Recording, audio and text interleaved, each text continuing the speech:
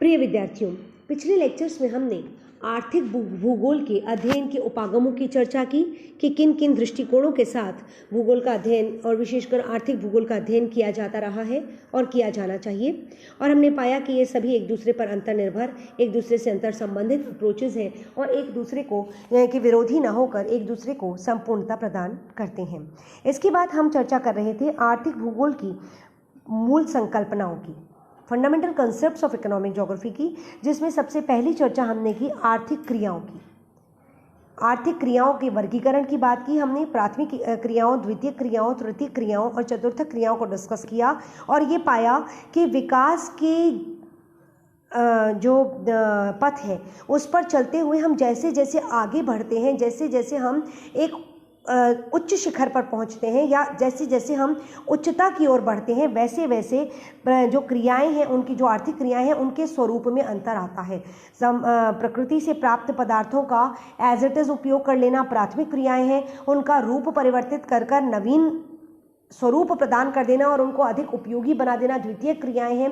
प्राथमिक और द्वितीय क्रियाओं से प्राप्त उत्पादन को जब हम उपभोक्ता तक पहुंचाते हैं, उसके लिए जो ट्रांसपोर्टेशन इत्यादि डेवलप करते हैं, तो ये तृतीय क्रियाएं हैं। और इन सभी को डेवलप करते हुए जब हम बैंकिंग, फाइनेंस और एडमिनिस्ट्रेटिव इस तरीके की सर्विसेज तक पहुंचते हैं, सेवा सेक्टर में जब हम पहुंचते हैं, सर्विस सेक्टर में जब हम पहुंचते हैं, तो ये चतुर्थक और आगे पंचम क्रियाओं तक के स्फीयर में ये चीज़ें उनकी परिधि में आती हैं। तो ये हुआ आर्थिक क्रियाओं का कंसेप्ट या आर्थिक क्रियाओं की संकल्पना, जो आर्थिक भूगोल की मूल संकल्पनाओं में से एक है।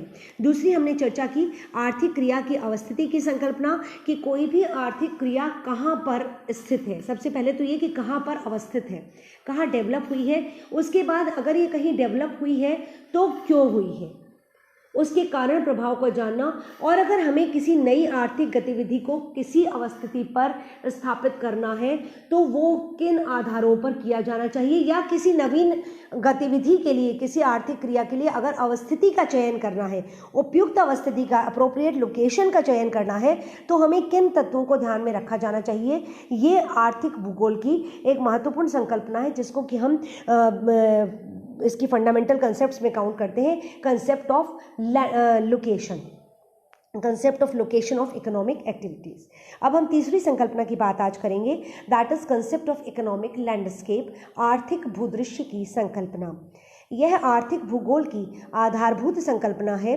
किसी भी देश या प्रदेश के कृषि, उद्योग, खनन, परिवहन, व्यापार, वाणिज्य आदि समस्त आर्थिक क्रियाओं के सम्मिलित स्वरूप को आर्थिक भूदृश्य कहा जाता है।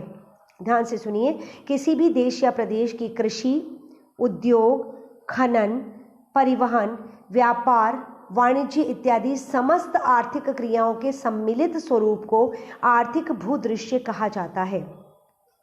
किसी प्रदेश के आर्थिक भूदृश्य में विभिन्न प्रकार के अर्थतंत्र हुए हैं, जिनमें से किसी एक क्रिया या कभी कभी एक से अधिक क्रियाओं की प्रधानता पाई जाती है। प्रमुखता के आधार पर आर्थिक क्रिया के कई रूप देखने को मिलते हैं और उस आधार पर हम उस भूदृश्य का नामकरण कर देते हैं, जैसे कृषि भूदृश्य, औद्योगिक भूदृश्य, व्यापारिक भूदृश्य, परिवहन भूदृश्य इत्यादि।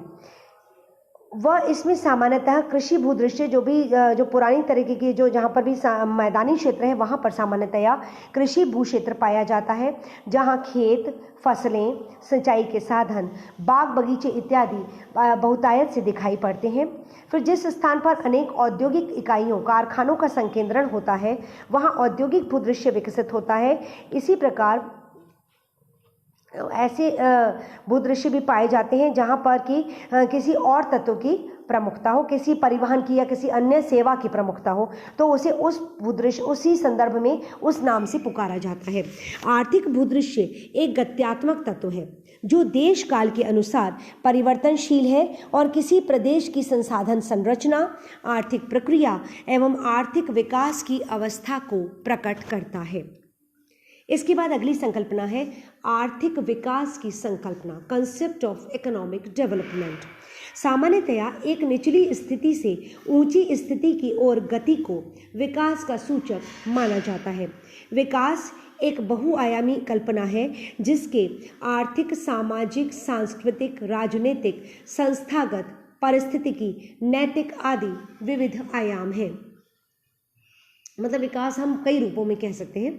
विकास वह क्रिया है जिसके द्वारा जनता की आर्थिक स्थितियों में सुधार होता है, मानव कल्याण में वृद्धि होती है और जीवन की गुणवत्ता में सुधार होता है। विकास सामाजिक एवं आर्थिक दशाओं में गुणात्मक परिवर्तन व मात्रात्मक समृद्धि की एक प्रक्रिया है। आर्थिक विकास का अभिप्राय वास्तविक राष्ट्रीय आय और प्रति व्यक्ति आय में वृद्धि से है, और यदि किसी अर्थव्यवस्था में इसमें वृद्धि हो रही है तो वह आर्थिक विकास की द्योतक है। आर्थिक विकास एक गत्यात्मक प्रक्रिया है जिसके अंतर्गत किसी अर्थव्यवस्था की वास्तविक राष्ट्रीय आय एक दीर्घकालीन संदर्भ में बढ़ती है। इस प्रकार आर्थिक विकास का अभिप्राय आर्थिक स्थिति में सुधार से है। आर्थिक विकास के स्तर के आधार पर वर्तमान समय में विश्व के समस्त देशों को दो श्रेणियों में वर्गीकृत किया जाता है, विकसित देश और विकासशील या अल्प विकसित देश। अब विकसित देशों की संकल्पना अब समाप्त हो गई है, विकासशील या अल्प विकसित देश हम कहते हैं, जो कि आर्थिक विकास के आधार पर निर्धारित किए जाते हैं। अगली संकल्पना है संसाधन की संकल्पना, कंसेप्ट ऑफ रिसोर्सेस। वह तत्व या स्रोत जो मानव के उद्देश्यों तथा आवश्यकताओं की पूर्ति करने में सक्षम होता है, संसाधन कहलाता है। किसी वस्तु या पदार्थ को संसाधन की श्रेणी में तभी रखा जाता है जब वह मनुष्य की किसी न किसी आवश्यकता या उद्देश्य की पूर्ति करता हो या पूर्ति करने में सक्षम हो। वास्तव में कोई भी वस्तु या तत्व अपने आप में संसाधन नहीं है, बल्कि मनुष्य के लिए उसकी उपयोगिता ही उसे संसाधन बना देती है। सामान्यतया प्राविधिक विकास के साथ साथ संसाधनों की संख्या तथा मात्रा में वृद्धि की प्रवृत्ति पाई जाती है। संसाधनों में उपयोगिता पाई जाती है। संसाधन गत्यात्मक होते हैं और संसाधन मूर्त व अमूर्त दोनों प्रकार के होते हैं। मोटे तौर पर संसाधनों को दो वर्गों में विभक्त किया जाता है, प्राकृतिक संसाधन और मानव संसाधन। वे संसाधन जो प्रकृति द्वारा उत्पन्न होते हैं उन्हें प्राकृतिक संसाधन कहते हैं, जैसे भूमि, जल, वायु, मिट्टी, शैल खनिज, सौर ऊर्जा, प्राकृतिक वनस्पति इत्यादि। मानव या जनसंख्या मानव संसाधन एवं मानव द्वारा उत्पन्न या संशोधित संसाधनों को मानव संसाधन कहा जाता है। मानव जनसंख्या विज्ञान और प्रौद्योगिकी तथा संपूर्ण सांस्कृतिक भूदृश्य जैसी गृह, सड़कें, बांध, नहर, रेल मार्ग, खेत, कृषि फसलें, कारखाने, कार्यालय आदि मानवीय संसाधन के घटक हैं। तो ये संसाधनों की संकल्पना भी आर्थिक भूगोल की प्रमुख मूलभूत संकल्पनाओं में से एक है। अगली संकल्पना है concept of resource management and conservation, संसाधन प्रबंधन एवं संरक्षण की संकल्पना। संसाधन प्रबंधन का तात्पर्य किसी संसाधन के कुशल नियंत्रण एवं व्यवस्थापन से है जो वर्तमान सामाजिक आर्थिक आवश्यकता, उपलब्ध तकनीकी ज्ञान, भावी उपयोगिता व आवश्यकता, पर्यावरण संरक्षण आदि को ध्यान में रखते हुए संचालित होता है। इसके द्वारा किसी संसाधन के अनुकूलतम उपयोग के साथ ही अनावश्यक क्षति को रोकने का प्रयास किया जाता है। इसलिए संसाधन की प्रयोग विधि, मात्रा, दशा व दिशा को निर्धारित किया जाता है। संसाधन संरक्षण संसाधन प्रबंधन का ही एक अंग है। संसाधन संरक्षण का आशय संसाधनों की संसाधनों की अधिकाधिक दोहन, अधिकाधिक मनुष्यों की अनुकूलतम आवश्यकताओं की पूर्ति हेतु अनुकूलतम उपयोग से है। संरक्षण का मूलाधार मितव्ययता है कि जिसमें हम अनुकूलतम उपयोग करें, संसाधनों का अधिकाधिक उपयोग तो करें, दोहन तो करें, पर वो अविवेकपूर्ण ना हो।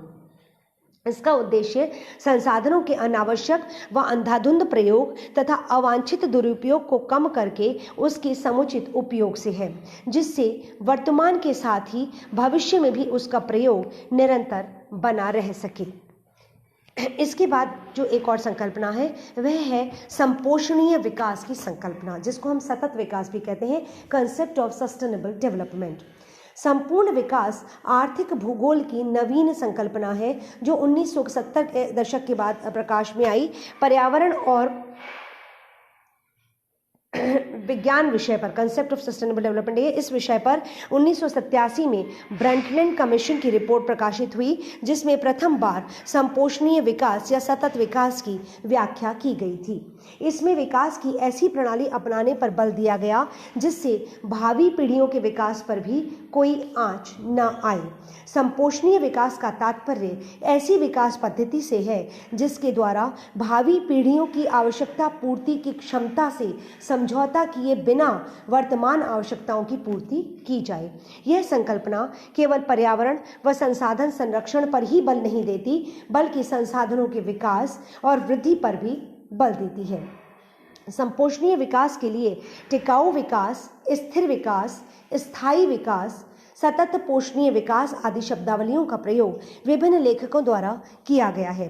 संपोषणीय विकास की नूतन संकल्पना मूल रूप से विकास की संकल्पना का ही संशोधित स्वरूप है, जिसका अर्थ ऐसे विकास से है जो मानव समाज की केवल तात्कालिक आवश्यकताओं की ही पूर्ति न करे बल्कि ज्ञान वह स्थायी रूप से भविष्य के लिए भी विकास का आधार प्रस्तुत करे।